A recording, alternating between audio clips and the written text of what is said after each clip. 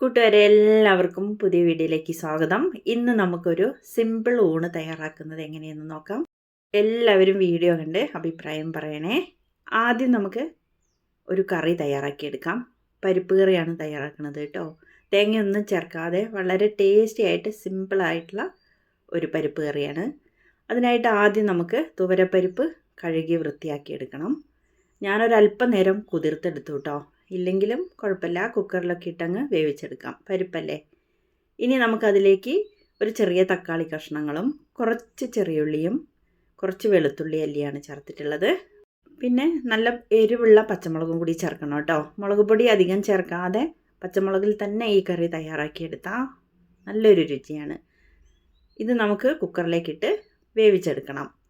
അല്ലാതെ സാധാരണ ചട്ടിയിലിട്ട് വേവിച്ചാലും മതി കേട്ടോ.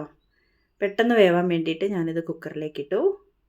ഇനി നമുക്ക് ഇതിലേക്ക് ഒരല്പം മഞ്ഞൾപ്പൊടി ചേർത്ത് കൊടുക്കാം.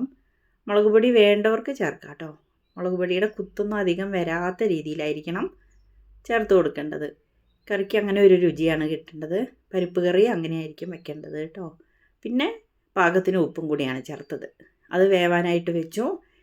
ഇനി നമുക്ക് കുറച്ച് മീൻ വറുത്തെടുക്കാം. ഉണക്കമാന്തളാണ്. തോലൊക്കെ കളഞ്ഞ് കഴുകി വൃത്തിയാക്കി എടുത്തു. അല്പം മഞ്ഞൾപ്പൊടിയും ഉപ്പും ഒരു വെളുത്തുള്ളി അല്ലിയും ചതച്ചിട്ടു. കുറച്ച് കുരുമുളക് പൊടിയും കൂടി ചേർത്ത് കൊടുത്തു കേട്ടോ. എന്നിട്ട് അതിലേക്ക് ഒരല്പം എണ്ണ ഒഴിച്ച് നന്നായിട്ട് ഇന്നൊന്ന് മിക്സ് ചെയ്യണം. നല്ലപോലെ ഒന്ന് മിക്സ് ചെയ്തതിന് ശേഷം ഈ മീനിലേക്ക് നമുക്കിത് തേച്ച് പിടിപ്പിച്ച് കൊടുക്കാം. നന്നായിട്ട് തേച്ച് പിടിപ്പിച്ച് കുറച്ച് സമയം അവിടെ ഇരിക്കട്ടെ. ഈ സമയം പരിപ്പൊക്കെ നന്നായിട്ട് വെന്തിട്ടുണ്ട് കേട്ടോ. നല്ലപോലെ വെന്തുടഞ്ഞു. വേണമെങ്കിൽ ഒന്നും കൂടി ഒന്ന് ഉടച്ചു കൊടുക്കണം.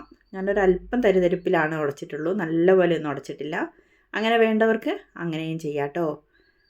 കണ്ടില്ലേ, നല്ലപോലെ വെന്തു. പാകത്തിന് ഉപ്പും എല്ലാം ആയിട്ടുണ്ട്. ഇനി നമുക്കിതൊന്ന് താളിച്ചൊഴിച്ചു കൊടുക്കാം. താളിക്കാനായിട്ട് വെളിച്ചെണ്ണയിൽ തന്നെ ചെയ്യണം കേട്ടോ.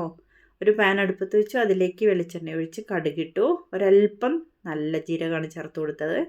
പിന്നെ വറ്റൽമുളകും ചെറിയുള്ളിയും കറിവേപ്പിലയും എല്ലാം കുത്തി തളിച്ചാലും നല്ലതാണ്. ഞാനിപ്പോൾ അരിഞ്ഞിട്ടാണ് കേട്ടോ. നന്നായി ഒന്ന് മൂത്ത് വന്നപ്പോൾ ഒരല്പം മുളക് പൊടി കുറച്ച് മാത്രം ഒന്ന് മൂപ്പിച്ചെടുത്തു, ഒരു കളറിന് വേണ്ടിയിട്ട്. ജസ്റ്റ് ഒന്ന് വെളിച്ചെണ്ണയിലൊന്ന് മൂത്തതിന് ശേഷം വേവിച്ച് വെച്ചിട്ടുള്ള പരിപ്പിലേക്ക് ചേർത്ത് കൊടുത്തു. നല്ലപോലെ ഒന്ന് ഇളക്കി യോജിപ്പിച്ച് ഒരല്പസമയം ഇരുന്ന് അതൊരു സൂപ്പർ ടേസ്റ്റി കറിയാണ്.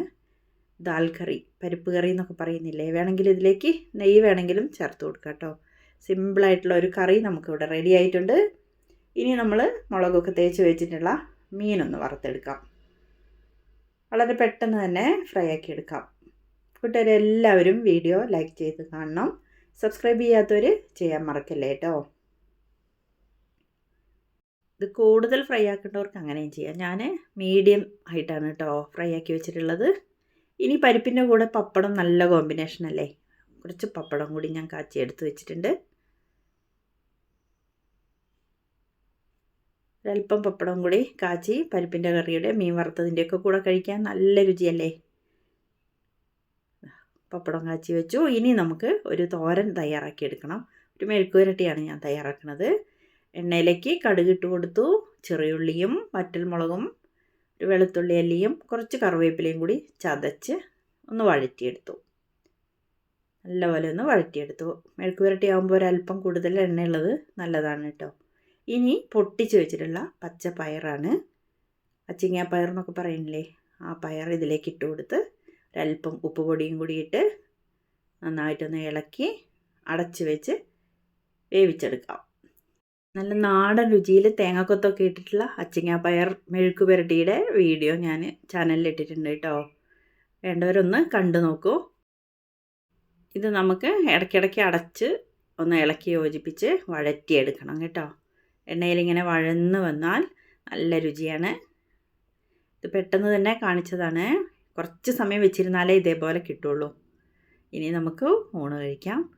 നല്ല ചൂട് ചോറിൻ്റെ കൂടെ മീൻ വറുത്തതും തോരനും പിന്നെ പരിപ്പ് കറിയും കുറച്ച് അച്ചാറൊക്കെ ഉണ്ടെങ്കിൽ അതൊക്കെ കൂടി ചേർത്ത് കഴിക്കാൻ സൂപ്പറാണ്.